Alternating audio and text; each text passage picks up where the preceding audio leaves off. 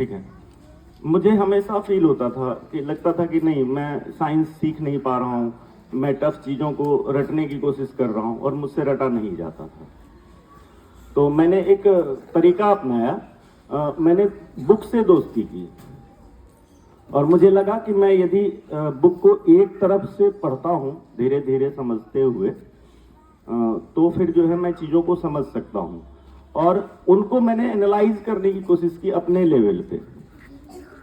होता है ना कि कुछ भी आप पढ़ रहे हो, मान लो सेल सिस्टम के बारे में पढ़ रहे हो या किसी ऑर्गन सिस्टम के बारे में पढ़ रहे हो या लिविंग ऑर्गेनाइजेशन के बारे में पढ़ रहे हो, तो ये सीखने के लिए सबसे पहले तो हमारा इंटरेस्ट आना चाहिए।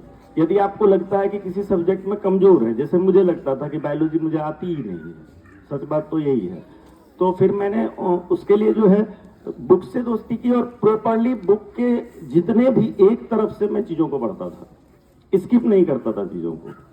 एक बार समझ में, अच्छा पढ़ते वक्त हमें क्या करना है कि अंडरलाइन करते रहना है खास खास वर्ड्स को, ऐसा नहीं कि पूरी किताब को हमने रंग दिया, ऐसा नहीं करना है। खास खास वर्ड्स को हम अंडरलाइन करेंगे, उनको एक जगह इकट्ठे करेंगे और फिर सेकेंड टाइम उसी बुक से, क्योंकि हमारी तो बुक से ही दोस्ती होनी चाहिए, और फिर वो सारे वर्ड्स लेके बुक लेके जब आप सर के पास पहुंचेंगे, जैसे मैं पहुंचता था, तो उससे सारे कंफ्यूजन मेरे एक तरफ से दूर होते थे और फिर थर्ड टाइम मैं उसी बुक से फिर से अभ्यास करता था। क्योंकि किसी भी चीज को सीखने के लिए बहुत सारा नहीं पढ़ना होता है, बहुत कम को बहुत बार पढ़ना होता है, तब आप चीजों को सीख सकते हैं। और मैंने सिर्फ एक एग्जाम दिया अपने पूरे जीवन में, जितने दिन तक मैंने तैयारी की, मैंने डॉक्टर बनने की कोशिश की और मुझसे नहीं हुआ।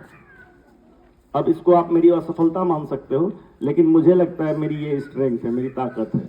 मैंने उस ताकत को जो है पढ़ाई में कन्वर्ट किया, जहाँ से हमारे बच्चे छूटते हैं, जिसकी वजह से हमारे जैसे लोग और भी बहुत सारे लोग एम्स जैसे इंस्टीट्यूट में या बड़े संस्था में हम एमबीबीएस में नहीं जा पाते हैं, तो उसमें हमारी कमजोरियों की वजह से हम नहीं जा पाते हैं। मुझे लगा कि मुझे उसको दूर करना है और मैंने दोस्ती हमेशा टेक्स्ट बुक से की है।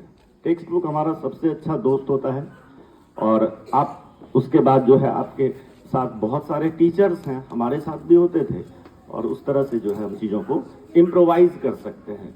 बस यही मेरा कहना है। आप देखो ऑनलाइन का भी है दौर, आफ्टर अराइविंग कोरोना आपने देखा कि ऑनलाइन भी बहुत सारी क्लासेस चलने लगी, अभी भी चल रही हैं, लेकिन हम फिर भी चीज़ों को तभी सीख सकते हैं जब अपने टेक्स्ट बुक को पढ़ के उसके बाद वो वीडियो देखेंगे।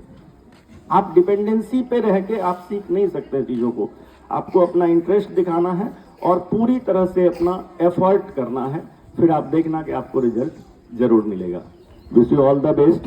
सभी को मेरी तरफ से बहुत शुभकामनाएं हैं और आप तरक्की करो जीवन में इसी तरह से। Thank you so much.